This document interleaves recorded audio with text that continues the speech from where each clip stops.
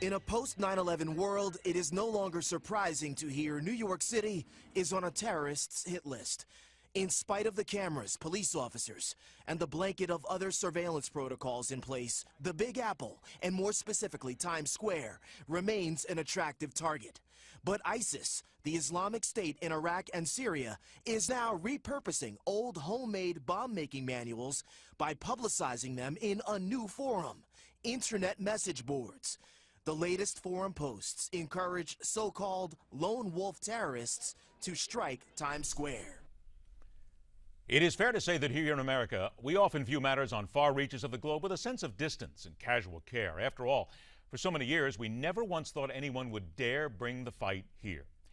9/11 changed all that, but in the years since then, there's been a malaise of sorts settling in again. Certainly there are terrorists out there, but beheadings and destruction still seem so very far away. Time has passed for every American to take their head out of the global sand and realize what is here and what will come to our shores if we do not learn from places such as the Middle East and take action immediately. Welcome back to MidPoint. Newsmax contributor, noted legal and political expert, professor at Harvard Law School, and author of the new e-book, Terror Tunnels, the case for Israel's just war against Hamas, Alan Dershowitz. Alan, thank you so much for being here today. Well, thank you so much. I'm just, blocks away from Times Square, and obviously the ISIS threats are being taken seriously because using the media to try to create lone wolves is the nightmare of every law enforcement authority. Because when you have conspiracies, when you have people gathered together to try to do harm, it's easy to infiltrate those organizations, but it's impossible to infiltrate the mind of a lone wolf, which is why ISIS is such a formidable threat. They've also learned how to use the media. They learned a lot from Hamas about that. And in my book, Terror Tunnels, I talk about how Hamas has developed what I call the dead baby strategy. They purposely put children in harm's way. Their leaders brag about this in order to induce Israel to fire back and kill as many children and women so that they can show them on television and turn the world against Israel. ISIS is using the opposite side of that coin. It's engaged in such brutality with these beheadings in order to create a recruitment tool in Turkey, in London, in other parts of the world. And ISIS is one of the most formidable enemies we've ever faced, and we have to learn from the way Israel has been fighting Hamas how we can fight ISIS. I think maybe the thing that I saw recently, I saw this in the Jerusalem Post, and this quoted Benjamin Netanyahu, where he said that basically everything, the Islamic State, Hamas, Al-Qaeda, the Nusra Front, Boko Haram, and Hezbollah are all, quote-unquote, branches of the same poison tree. Is it not fair to say that that maybe is the one thing that we as Americans need to understand? This is not just a bunch of groups. This is not like franchised stores or individual businesses everywhere else. They are connected, they learn from each other, and they are teaching each other what works against certain organizations and even military. I think that's absolutely right. I had the privilege of having a private dinner with Benjamin Netanyahu just about a week before this most recent war in Gaza began. I had just been in one of the tunnels that come from Gaza to Israel. This one was right near a kindergarten with 57 children. The goal of the Hamas tunnel builders was to send death squads to kill as many Israeli children and kidnap as many as possible.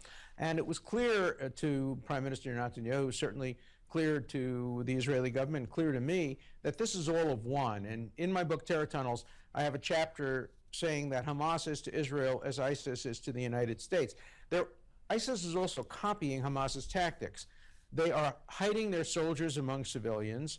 The United States is also using Israel's tactics, targeted killings, saying to Hamas leaders, you can't escape anywhere in the world. But yet many in the world who support what the United States is doing condemn what Israel has been doing, even though Hamas is much closer to Israel than ISIS is to the United States, but they both pose grave threats to civilians. You've just mentioned the U.S. using Israeli tactics, and I can tell you for years after talking to people in the military and also in foreign policy, foreign intelligence, they will tell you exactly what you said. The Israelis are smart, they're good at what they do, and they have a very specific desire to hunt down and kill those who are trying to kill them. Do we then, as Americans in our military and our intelligence, are there still things, and boy, some people are really going to bristle at this, but things that we still need to learn and must learn from people like the Israelis and their intelligence societies on how to take these people down? Absolutely. We must remember that there is no political solution to terrorism. Whenever you show weakness toward terrorists, they increase their terrorism. Every time Israel tries to make peace, and I support Israel making peace, terrorism actually increases because terrorism works. It turns the world in favor of the terrorists and against the terrorist victims, which is absolutely bizarre. But we have to learn from each other. And the other thing we have to learn is, Benjamin Netanyahu, as I write in my book, Terror Tunnels, did not want to put troops on the ground. He didn't want to lose 60 some odd Israeli soldiers. He didn't want to have to kill Palestinians who were near the tunnels. But once the terrorists came out from under the tunnels, he had no choice. And in the end, I think the United States will have little choice but to make sure there are boots on the ground. I hope they're not American boots.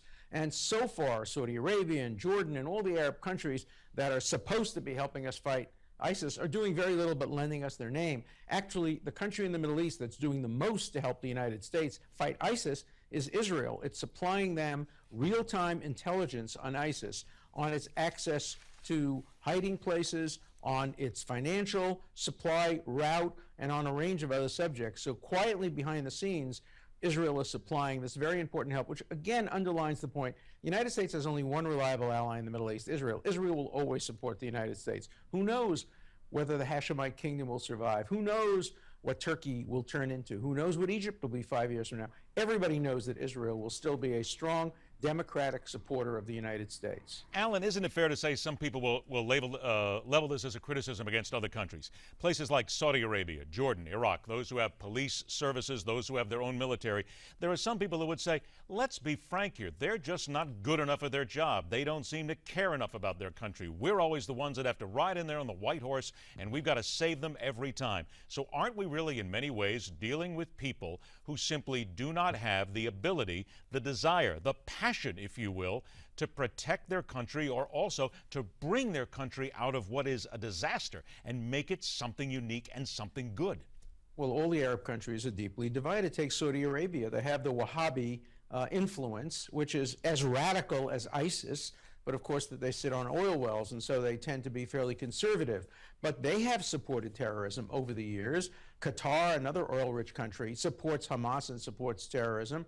It's so interesting that all of these countries, rich in people, rich in money, they don't want to put any soldiers on the ground. They want America to come in and our treasure and our blood to be given up. Israel, on the other hand, has never asked the United States to send a single soldier. Israel fights its own battles. It asks for technological help. It gives technological help back in return. It asks for financial help. Obviously, it pays back many, many times over with the intelligence and technology it provides. But the other countries seem to think that the United States is going to go there and protect them from their own people. What keeps us then from being a nation that is able to stop this brutality that is attractive to so many people? You mentioned the media and the way they use it. There are people here who see that. They actually like it. They want to be a part of that. So how do we ferret these people out? How do we find them? How do we then take them out? How do we keep them from killing people here when they seem to love it so much? It's very hard to strike the appropriate balance between the most fundamental right of all, the right of life, to protect our citizens, and the right of liberty. It's very hard to strike that balance. This is a work in progress. Israel has been doing it for 50 years. The United States has been doing it full-fledged since 9/11. It's not going to be easy to do. There may have to be some compromises. I have a series in the Boston Globe this week, 5 articles about how to strike the appropriate compromise between civil liberties and the war against terrorism. Justice Brennan, many years ago when he went to Israel, came back and said, if ever terrorism were to strike our shores, this is before 9/11, there's only one country from whom we can learn how to strike the appropriate balance, and that country is Israel. So I think we need stronger alliance between the United States and Israel, stronger support by the United States for Israel, a united fight against terrorism, a realization that Saudi Arabia will never be our ally, that Jordan will never be our ally. It's a deeply divided country among radical Islamic forces and among more conservative and traditional forces. We have to do the best we can to let the moderates win and prevail, but we have to understand radicals are always more appealing. The media makes them so appealing. The trailer that was run on all the television stations the other day that looked like a movie trailer, it ended by saying, "Coming soon to you," is going to help as a recruiting tool. So I think the media has to take on more responsibility, not to suppress anything, not to censor anything, but to put everything in context. When you see a dead baby killed by an Israeli missile, explain that the reason that baby's dead is because Hamas used that baby as a human shield. It would be as if somebody robbed a bank and took a child as a hostage and then started shooting from behind the child, and a policeman came in an effort to save the civilians, Unfortunately, shot and killed. I'm going to have to stop you there. Analogy. I'm going to have to stop you there, Alan. We are all out of time. The book is Terror Tunnels, the case for Israel's just war against Hamas. Thank you, Professor Dershowitz. We will continue.